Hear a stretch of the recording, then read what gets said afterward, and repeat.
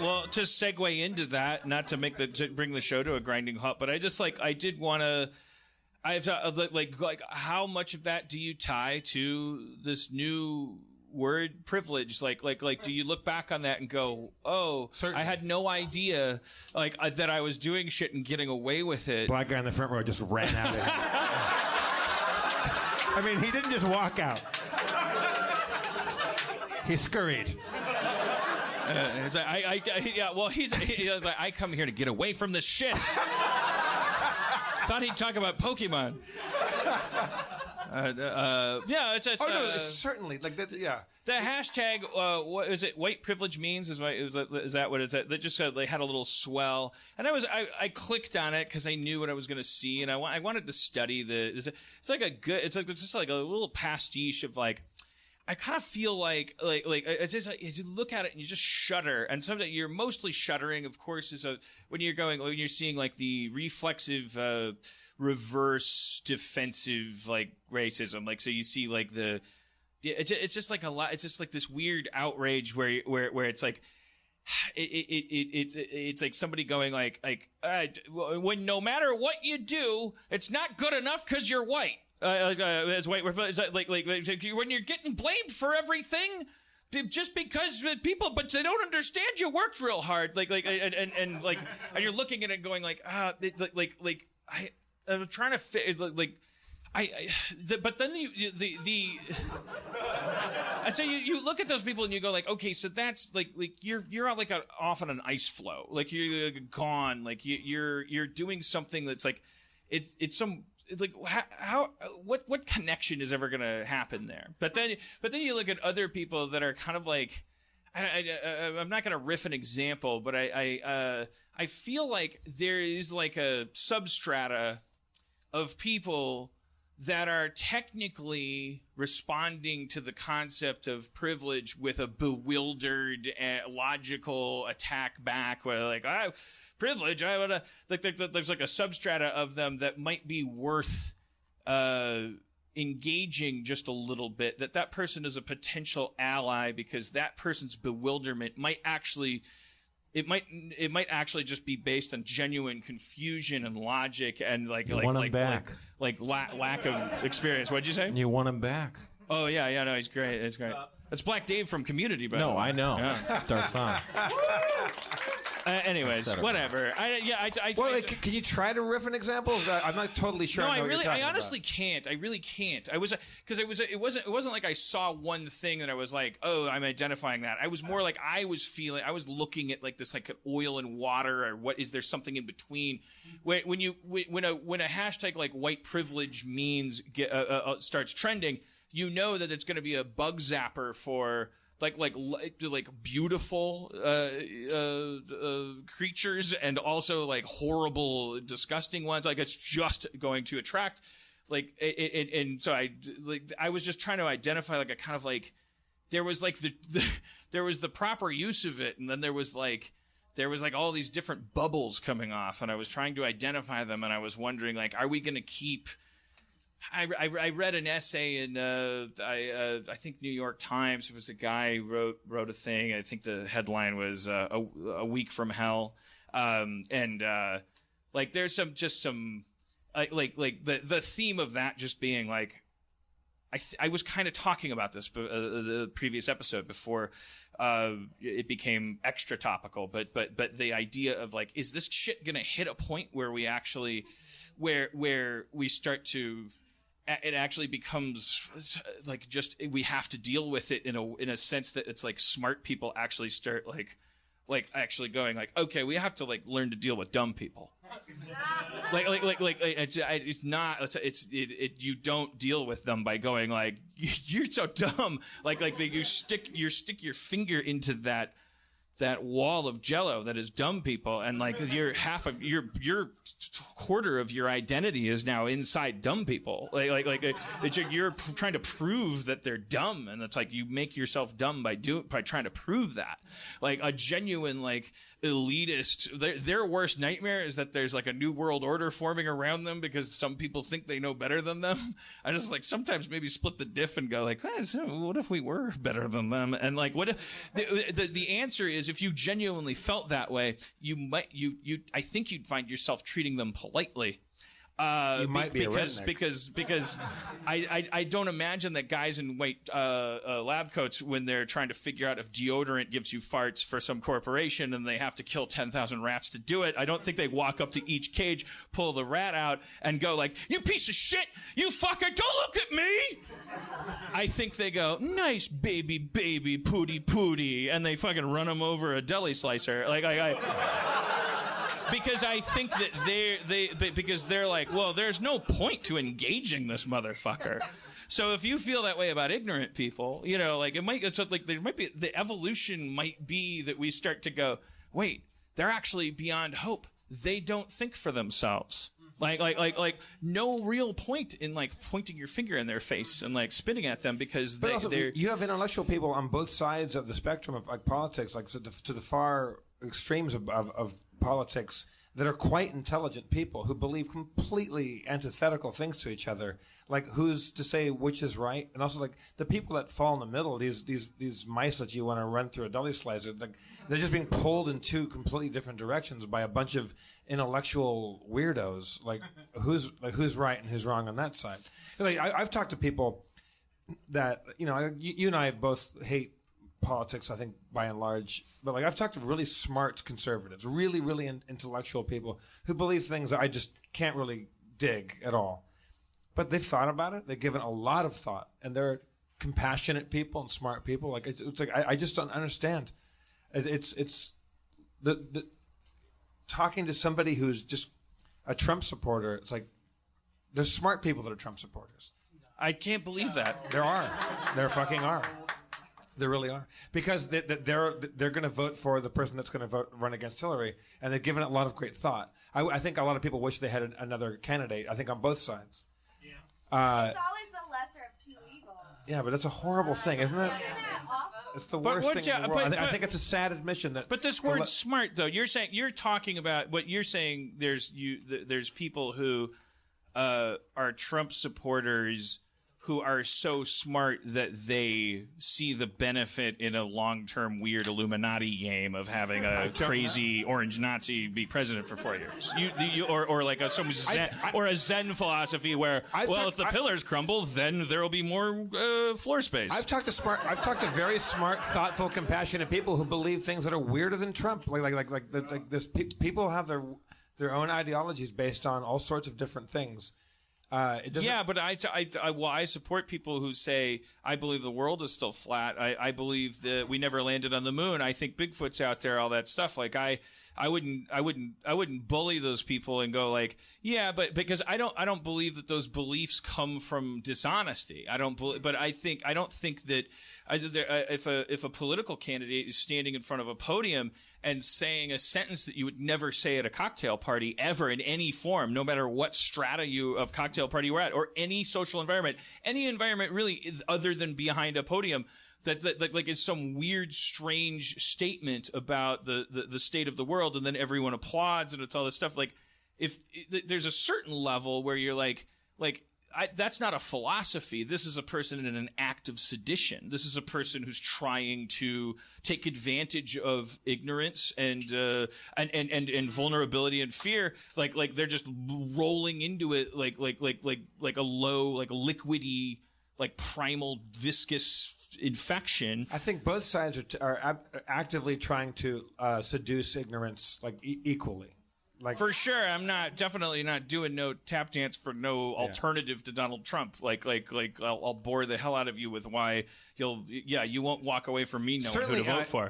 Intellectualism is out the window because proper intellectual discourse is not even not only is it not allowed, it's out. It's just. Well, I may have used self-defeating language when I was talking about smart people. Like what if we were to say, for instance, though. Like if I were to, don't you think that it's possible that the smarter you get, the less you want other people to die. No, but like that. Now you're conjuring an image of like a guy that's like a genius. So he took over the railroads, and then he got a monopoly over the newspapers, and he owns Zagnut, and he's sitting in a fucking roundhouse, dying of like weird cancer that you can only get by using Vietnamese for human chess. I don't mean like the. What I mean is there's like forget about what we know about how what happens to smart people or active people or ambitious people, and just like wipe that board clean and think as primates. Like don't you think I'm gonna pitch this like and prove me wrong, but like that that any worldview dance it out. There's probably definitely a hugely evolved, the maximum evolved worldview would definitely accept the need for horrible things. Like the higher, the closer to like fucking crazy cosmic objectivity you get, I think the more and more you'll become kind of what could be called from a distance a nihilist. So, but don't you think that that's accepting? That's saying like, ugh, the cosmos is a bitch. Like people live and people die. It's fucked up. Good things don't happen to good people, etc. Like then, but I'm talking about people whose like cosmologies are like necessitate people dying. Mm-hmm. Like, don't you think those people are dumber? I think that a lot of them go to Yale. I think a lot of those people are presidents. I'm sure a lot of them have 300 IQs, but then I'm talking. But don't you think those people are dumber? Don't you call them dumber? Well, empathy's like a skill it's like an attribute. It's like a muscle. Some people are better than others, and that makes them better in that regard. But empathy is when the concept of someone suffering over here, like you might pick up on it or not. Lack of empathy would be the worst case scenario. Would be someone's drowning over here, and you don't think you have to save them. That's like I'm talking about the people who think that you need to have war. People who think that people need to be killed. Basically,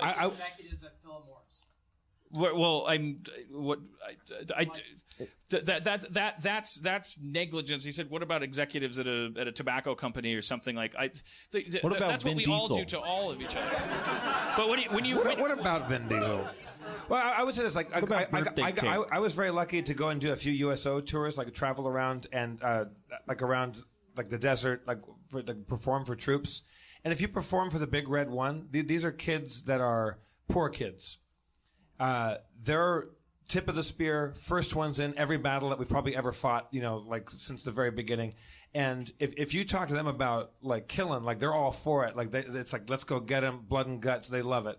And then you talk to people that fly billion-dollar systems like the B-2 bomber or like our big spy planes.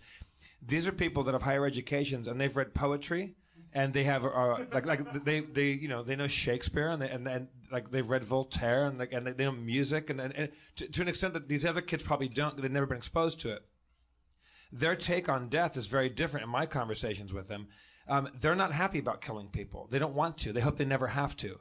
And I think there is an educational divide there, but you can talk to people that are way smarter and way more educated than all of those people, and they will also say that death is a necessity or that death is an atrocity no matter what.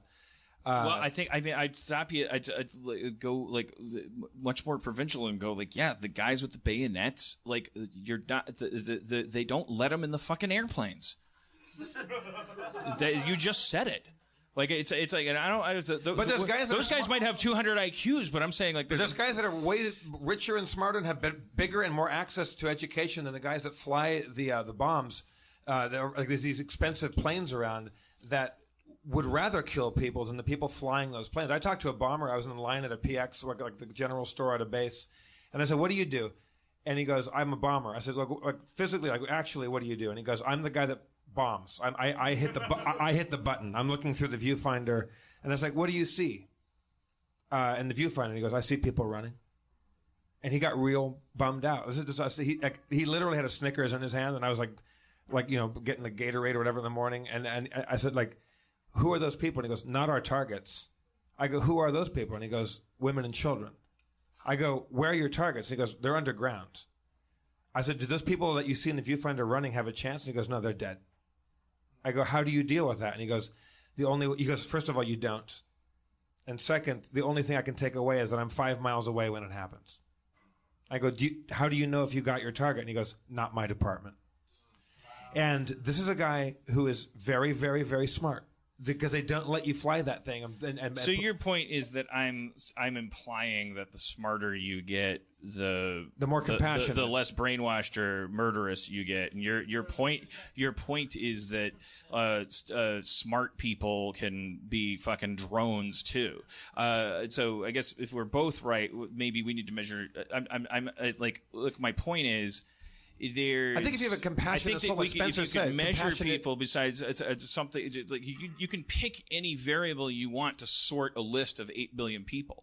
And the columns that we create on that list, there might be some that we haven't invented yet. There's still data there. Like we know that you can sort 8 billion people by age, gender, race, income, nation, city, people who have experienced violence, people who haven't. There's all these columns, but like, what if there's a column that we haven't sorted people by yet? What if no IQ test or anything has been able to detect like a class of people, a strata of people who continually get frustrated by the world around them because nobody else seems to get it, and we're calling to each other through the jello of the internet and going like, does anybody else understand what's going on here? Isn't it easy enough to just understand that if you hurt somebody, that's worse than if you don't, and we can have all these conversations about when that's necessary later, like those can all be built on that machine language instead of we're seeing that right now. We're seeing these eruptions, and then we're also seeing like these these whales of frustration that are the most distressing, because it's watching intelligent people, people who are not typically reactionary, people who yesterday were able to see more variance and chaos and have it be part of their life, being forced into a dumb fucking cereal box contest. It's that's the tragedy. It's like every time something huge happens, it's like that's the pit of your stomach goes like, oh, these fucking morons they're not gonna handle this well. And that's not gonna make any of us any smarter either. Man, if we could get a break from all this shit that makes everybody react all the time. It's like living on a planet with 7 billion fucking dogs that don't like fireworks. And sometimes you see another human across the room, and it's just like, what was the word Spencer that you used? Sorry, man, but was it sympathy or compassion? What did you say? Empathy. Like that. I think that's what it is. But listen, I already go to like as soon as I hear those words, those become like problematic, because Steve Silberman was up here talking about neurodiversity, and I the truth is, like, there's a huge like spinal cord going through the history of modern humans, that the spinal cord is this hugely functional, not typically screaming empathy kind of like sub community of people who needed the technology that they created around them, that we all now use to reduce our empathy and do fucked up shit. But they created it because they profited from it in a way that they couldn't on the playground, having people hit them with sticks because they didn't know how to say the right things. So like empathy isn't like when people don't appear to feel things, like sometimes those people are thinking, and that I guess that's like, it's when you see like smart people get drawn into these fucking mud fights in comment sections, and you can tell that they're like a chemistry teacher or something, and it's like, why do you have opinions about this shit? Like, you're smart.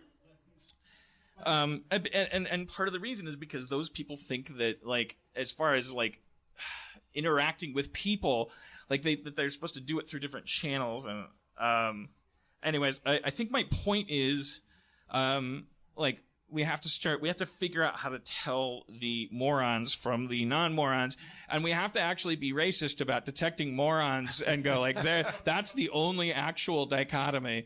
Let's be xenophobic about the morons to the point where we infantilize them, as we did, for instance. Isn't that what Joseph Goebbels was saying too?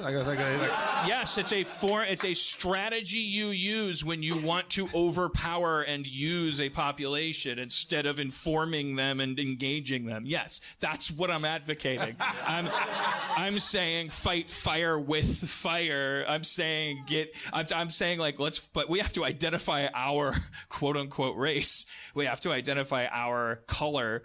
And it's not going to be a yellow Pokemon because there's already so much. Bringing up the neurotribe thing is very interesting because there's people empathize differently, and some people's their connection with other human beings is very different than what I think it ought to be, or what mine is. Everybody has different amounts of eye contact they want to make with you. Everybody sounds different when they're nervous. Everybody reacts to cockiness and insecurity differently.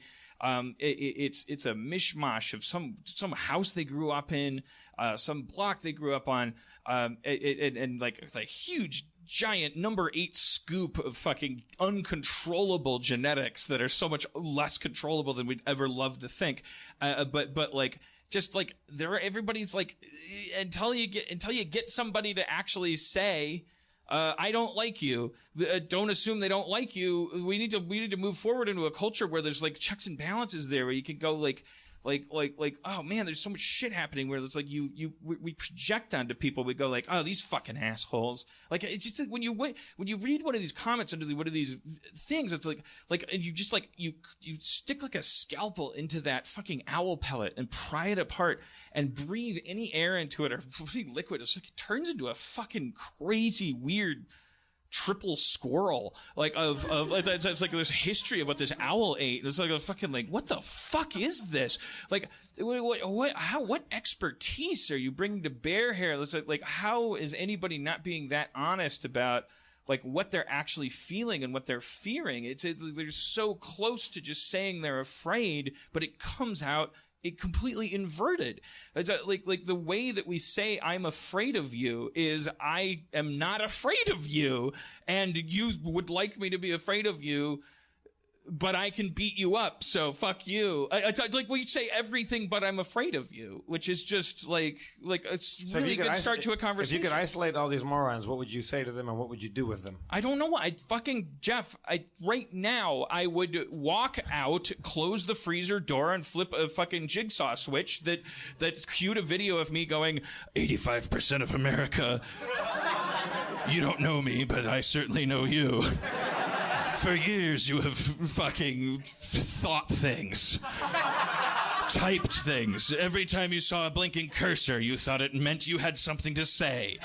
There's a jar of acid in one corner, there's a fucking bomb in the other. You have no choice, you're dead. Bye.